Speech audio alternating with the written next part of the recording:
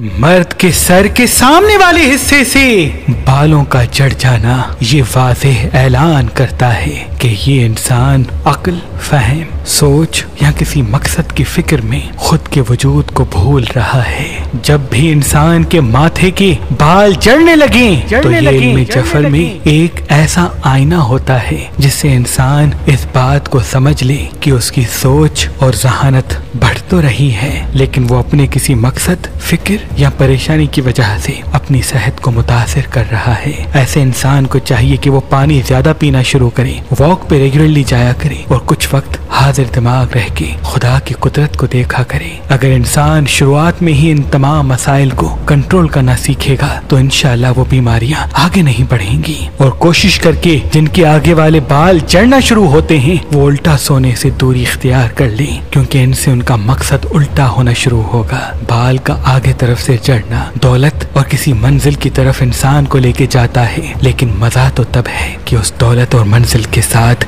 इंसान की सेहत भी इंसान के साथ रहे। बेशक सेहत से बड़ी इस जमीन पे कोई भी दौलत नहीं, इस जमीन पे कोई भी दौलत नहीं।